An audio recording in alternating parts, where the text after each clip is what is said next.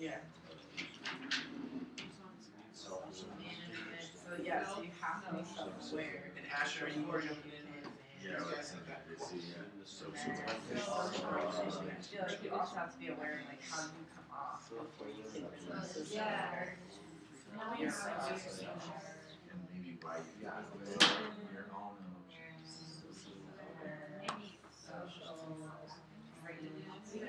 Yeah. How do they Obviously, like, yeah, if so, yeah, you socially Wire. Okay, so now you have to be able to like pull yourself back sometimes. You have to be like, okay, I'm being really pushy right now. I actually need to manage that before I can be aware of how. Yeah. Or like social management. Yeah, you're contributing to the social life. Yeah, it's like you're I think it's also. How everyone else is feeling, so you're like, oh, that person's really crazy. Yeah. Something. And just kind of like getting that like expression of like you have to read the room like and after you are like aware of the social like that's when you have to decide like how am I gonna be like. All right. You know. So it's okay if you're not completely done. Let's start throwing out some ideas. Throw out some ideas, throw out some questions. What I would love to see happen is either one of you present a question, have somebody else give some input or some feedback on that question, or present an idea and then have another person in the same or a different group kind of build off of that. Okay? So, who's got something that they want to throw out there to answer this question? And all so we're going with group number one's question here. So I had you guys do group number one's question. That's the question that both of you were working on. JC. So I like, my favorite one was like once you have regulation, like you know how to handle your own distressing emotions and you know how to use that to motivate yourself. It helps you connect to social regulation. So once you know how you would be motivated, it's easier to relate to others and how they would be motivated. Yep. So self-regulation leads to relationship management. Yeah. So you're going. Yes. Okay. Great. Or social regulation on the quadrant. Yeah, I think that's a great correlation that you drew there. And I would say, based on what I understand, research does suggest that very strongly. Elena. Sarah had a good one with the phrase "read the room."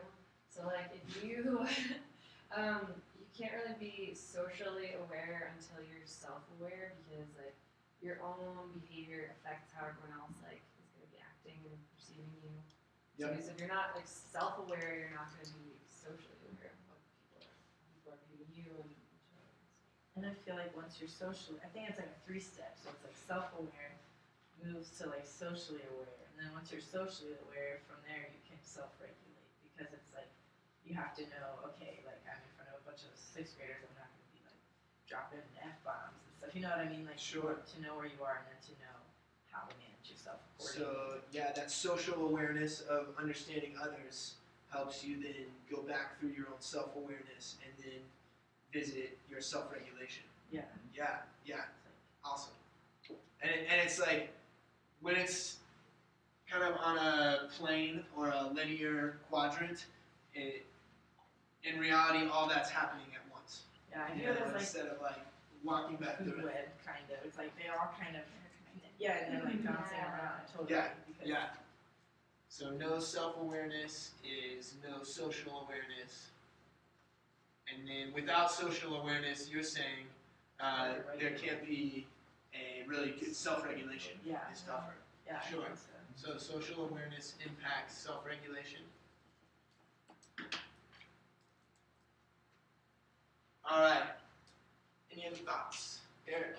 I was thinking that before self-regulation, I guess we kind of touched on it a little bit, but recognition, like when you feel an emotion, recognizing it and then maybe breaking down why you feel that way.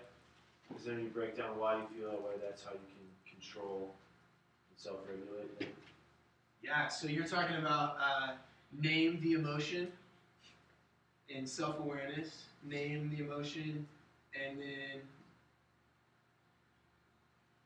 then describe for me where you went from there. Break down why that emotion is happening.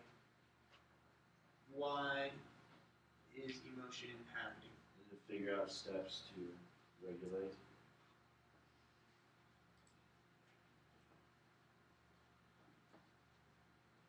So establish steps for regulation. Yep. Awesome. That's actually fantastic work, because that's going to lead us really well into kind of where we're going next. For the sake of time, moving into another aspect of one other kind of concept that I want to throw out to you guys in our input section. So, this is a very oversimplified model of what's taking place in emotional intelligence, but there's three kind of places that I want to point out. So there's the spinal cord. When it says enters brain here, it's talking about our sensory perception. So anything that would trigger emotions, our sight, our hearing, our feeling, any of those senses are coming in through the spinal cord, and they access an area of our brain that's an earlier stage of our brain evolutionarily. And this is called the limbic system. There's a number of things there. One of the things is the amygdala, and the amygdala is a part of the brain that releases hormones that we oftentimes sense as emotions.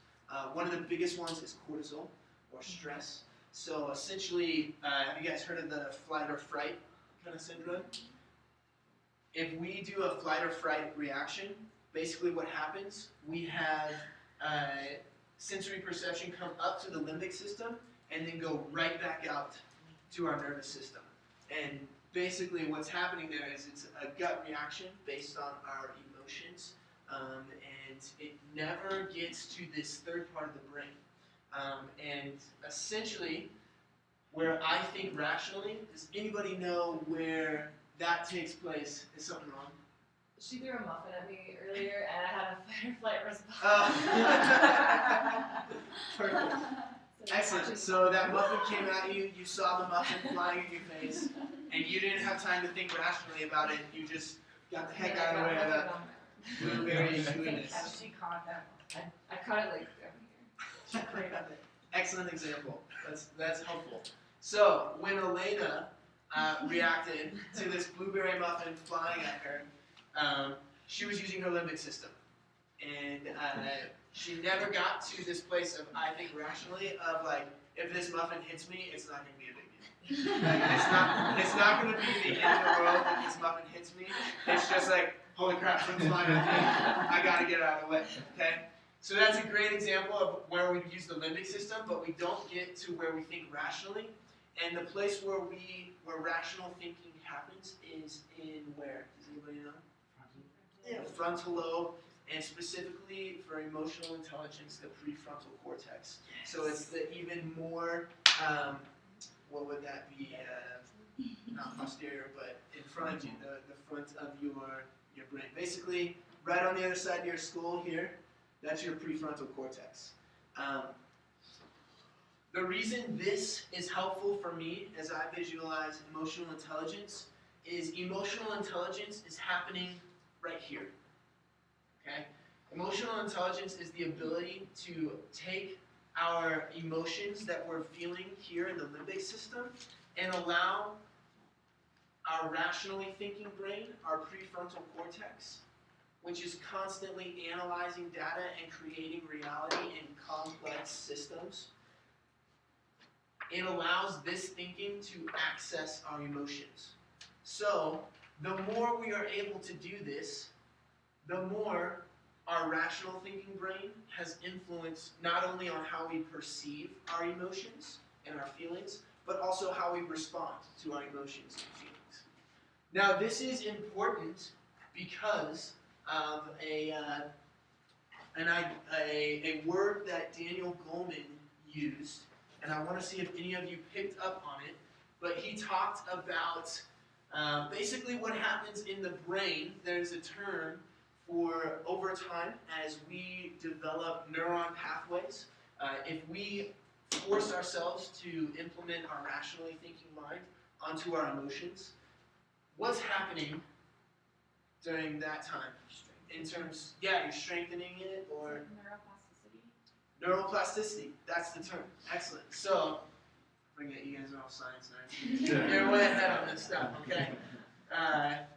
And behavioral sciences, actual anatomic stuff is like we're all lost on it. So, excellent. Neuroplasticity. And we are going to watch a quick video to describe.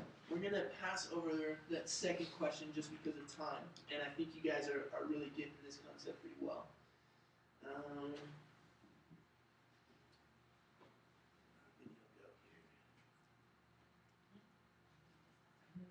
want to go there yet. Hang on one real quick. Let's go there, and we'll come back to our questions. This lady has a great Australian accent. So she sounds super smart. She's not smart.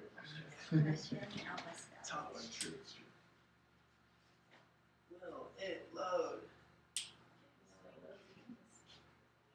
Can you really? Yeah, hit the arrows. This used to be able to. The little, maybe not on. Yeah, like, All right, we're gonna do this thing. 20 more seconds. This hour is flying by, for me, anyways. All right, so Kendra. Oh, here we go. Not so long ago, many scientists believed that the brain did not change after childhood, that it was hardwired and fixed by the time we became adults. But recent advances in only the last decade now tell us that this is simply not true. The brain can and does change throughout our lives. It is adaptable, like plastic. Hence, neuroscientists call this neuroplasticity. How does neuroplasticity work? If you think of your brain as a dynamic, connected power grid, there are billions of pathways or roads lighting up every time you think, feel, or do something. Some of these roads are well-traveled. These are our habits, our established ways of thinking, feeling, and doing. Every time we think in a certain way, practice a particular task, or feel a specific emotion, we strengthen this road. It becomes easier for our brains to travel this pathway. Say we think about something differently, learn a new task, or choose a different emotion. We start carving out a new road. If we keep traveling that road, our brains begin to use this pathway more, and this new way of thinking, feeling, or doing becomes second nature. The old pathway gets used less and less and weakens. This process of rewiring your brain by forming new connections and weakening old ones is neuroplasticity in action. The good news is that we all have the ability to learn and change by rewiring our brains.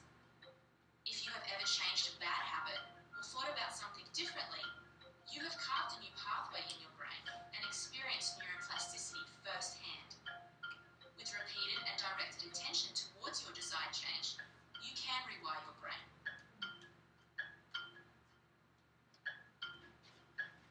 See, she sounds super smart, right? I trust That accent.